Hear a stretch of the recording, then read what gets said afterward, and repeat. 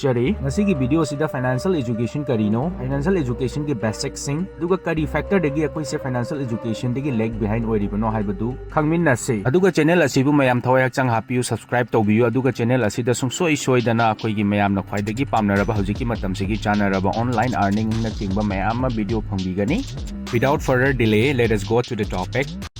Yes, financial education haibasi karino. Hojiki matamda mi singche laik lai sudi yamna tamnare yamna hinare adu financial education gi mangalama iwat padawna tawribasi karigino masi karigino haibatu ngasigi video sida mayam yengminasi. Financial education haibadi makhal makhagi financial skills mayam koigi including personal gi oiba financial management oiba yai, budget gi oiba yai aduga invest tawbagi oiba yai amadi hairiba mayam sigbu understand tawba ngambagi khangba ngambagi ability do madubu financial education kawe.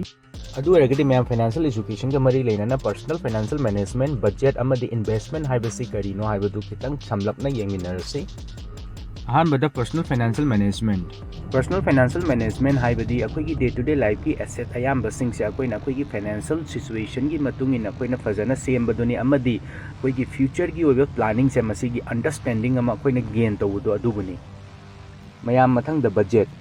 haibadi mayam akoigi income amadi expenses se masidaida base tawba akoigi charting tawba gi plan dobuni yam samna hairabada mayam karigumba matam kharagi manungda ina kyam yam paisa tangani amadi kyam yam paisa kharch tawgani haibadugi estimation dobuni mayam budget haise. Matang da investment mayam investment haise ke shunati akoina ngasi gi tarik ta ngasi gi numita akoina seleb khara thadaraba kari daunaba matam kharagi matungda magi value se henkalakani haina khallaba aduga thadaraba madubu investment kawi mayam tomoina hairabada mayamna lam leinariba equity taunariba si mayam se investment ngatani hojik la si ngasigi video sigi aroiba topic ta akoi mayam se financial education digi kamaina leg behind oiriba no kari maram gino haibadu masigi last part of the video sida khanarase adubu masigi video part asi chatringi mamangda khoi mayam se khangda yadaba khara lei madudi hojiki matamda mi singse leg lai su loina tamnara yamna hinare adubu financial education gi matang se khanglabra khangagadi yamna fare aduga khangdragadi karigidamakta khangdrino kanagi marano haibadu mathigatpa madarka lei akoigi education system gi marala natragana akoigi ima ipa gi marala suguma mayam se nainaba madarka lei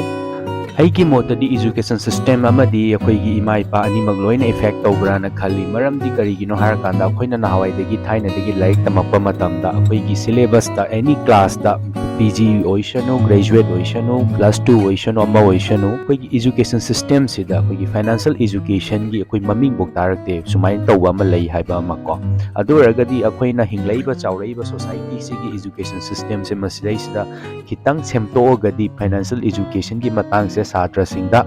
yauba ngamgadra na khali yauragadi lakadauba generation singda loina masigi mangalama lakadauba lei adugi mathakta amuksu akoibu pokpireba ima ipa se hoi ima ipa se min uba laini adubu akoibu pokpireba ima ipa singsina akoina angang oringe matamda financial education gi matang kaimta akoida talakte hairakte lairikan na tamu thabak achauba ma phangaga life set oigani sugumbasi khatani mak yamna porau sugumbasi khatani natrame adudi mayam ngasigi video si matang swaida loisanjarage adu mayam ngasigi video se kamai tawbi aduga channel asibu nungsibiragadi subscribe amam tawbiramo anauba viewers singna ariba singna su like amam tawbiramo bye bye see you in the next video.